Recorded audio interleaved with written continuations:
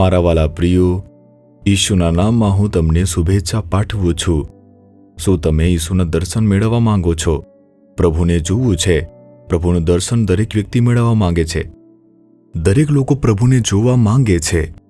પ્રભુનું દર્શન મેળવવું છે એમ કહે છે અને તે માટે જાય છે. માણસો દ્વારા જે બનાવવામાં આવે છે, મૂર્તિઓ અથવા તો જગ્યાઓ, તે બધું જોઈ છે અને તે જોઈને કહે છે, મેં પ્રભુનું દર્શન મેળવ્યું છે, મેં પ્રભુને જોયા છે. આવી રીતે ઘણા લોકો કહે છે ને આપણે તે જોયું છે. એવું છે ને? ઘણા ઈસુ ખ્રિસ્તની મૂર્તિ પણ રાખે છે. મૂર્તિ જોયા પછી કહે છે કે ઈશુને જોયું છે. કેટલાક ખ્રિસ્તીઓ આવા જ કરે છે. તેઓ કહે છે કે મેં પ્રભુને જોયા છે, પ્રભુનું દર્શન મને મળ્યું છે. એવી રીતે કહે છે. શું ખરેખર પ્રભુને જોયું છે? ના, તે કેવળ માણસો દ્વારા બનાવેલી વસ્તુને જુએ છે. તે કેવળ માણસો દ્વારા બનેલી એક મૂર્તિ છે. મૂર્તિ જુઓ છો એનો અર્થ એ નથી કે પ્રભુને જોઈ લીધું છે. એટલે કે પરમેશ્વર તે એક આત્મા છે. જ્યારે આપણે સત્ય અને ભાવનાથી તેમની આરાધના કરીએ છીએ ત્યારે જ આપણે તેમને આધ્યાત્મિક આંખોથી જોઈ શકીએ છીએ. તેથી તેમને કોણ જોઈ શકે છે? જો આમ પૂછો તો જેઓ હૃદયમાં શુદ્ધ છે તેઓ જોઈ શકે. હૃદયની અંદર અભિમાન હોય, ઈર્ષ્યા હોય, ક્રોધ હોય, ચીડ હોય, વાસના હોય, ખરાબ નજર અને નિંદા હોય, જો હૃદયમાં આટલું બધું પાપ હોય તો તમે પવિત્ર પ્રભુને કેવી રીતે જોઈ શકો છો? તેથી જ માણસ પોતાને સંતુષ્ટિ મળે તે માટે તે કોઈ પણ વસ્તુ અથવા મૂર્તિ બનાવે છે. પછી તેને જોઈને તેઓ કહે છે કે મેં પરમેશ્વરને જોયું છે, મેં પરમેશ્વરનું દર્શન મેળવ્યું છે. આવી રીતે કહેનારા ઘણા બધા લોકોને આપણે જીવનમાં જોયા છે, પણ તે સાચું નથી.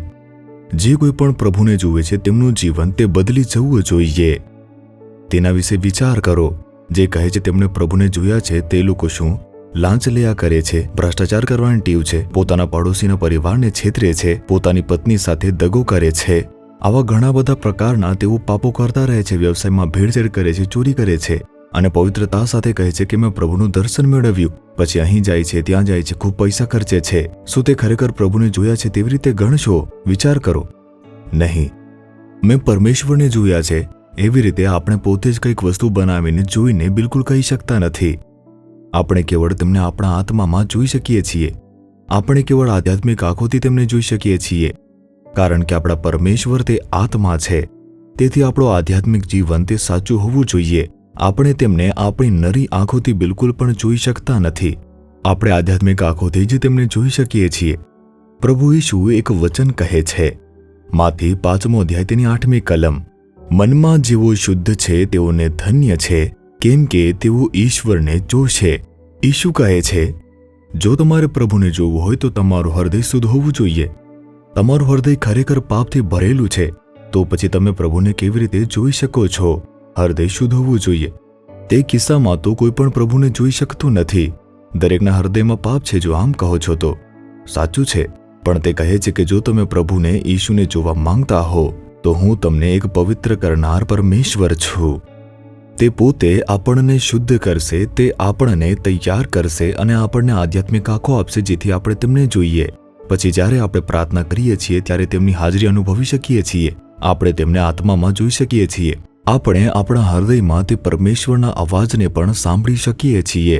તેથી જ્યારે તમને તેમની નજીક આવવાનો અનુભવ થાય છે ત્યારે જ તમે તેમને જોઈ શકશો. ઈશુએ આપણા હૃદયને ધોવા માટે અને શુદ્ધ કરવા માટે વધસ્તંભ પર પોતાનું લોહી વેવડાવ્યું છે. ઈશુ ખ્રિસ્તનું રક્ત તે આપણને બધા જ પાપથી શુદ્ધ કરે છે. શું તમને કોઈ સાબુ મળ્યું જે આપણા હૃદયને ધોઈને શુદ્ધ કરે છે? શું તમને કોઈ પાવડર મળ્યો છે અથવા કોઈ દવા તમને મળી છે? ના, કેવળ ઈશુનું રક્ત કરી શકે છે. તેથી તમારે ઈશુ પાસે જઈને કહેવું જોઈએ, ઈશુ મારા પાપને માફ કરો, તમારા રક્તથી મને શુદ્ધ કરો અને પવિત્ર કરો. હું તમારું દર્શન મેળવવા માંગુ છું. જો આપણે આ રીતે સંપૂર્ણપણે સમર્પિત કરીએ, તે આપણને પવિત્ર કરશે, આપણા હૃદયને શુદ્ધ કરશે અને પોતાને આપણી સમક્ષ પ્રકટ પણ કરશે. અને તેથી ઈશ્વરનું દર્શન મેળવ્યા બાદ તમારું જીવન તે બદલાઈ જશે. એ જ પ્રભુનું દર્શન મેળવવાનું છે. ઈશુ કહે છે કે કેવળ હૃદયમાં શુદ્ધ લોકો જ પરમેશ્વરનું દર્શન મેળવી શકે છે. આવી રીતે તેથી જો તમે પોતાને તેમને સમર્પિત કરશો તો તમે દર્શન મેળવી શકશો અને તેમનો અવાજ પણ સાંભળી શકશો. વિશ્વાસ કરો છો? હૃદય પર હાથ રાખો, કહો, ઈશુ, મારા હૃદયને તમે શુદ્ધ કરો જેથી હું તમારું દર્શન મેળવું. મારા હૃદયને તમે પવિત્ર કરો, મને તમારા રક્તથી ધોઈ નાખો, મને પવિત્ર કરો.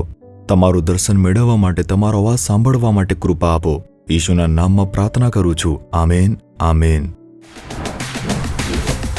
જીસસ રીડીમ્સ ગુજરાતી યુટ્યુબ ચેનલને સબસ્ક્રાઇબ કરો. દરેક નવા કાર્યક્રમની માહિતી મેળવવા માટે બેલ આઇકન પર ક્લિક કરો.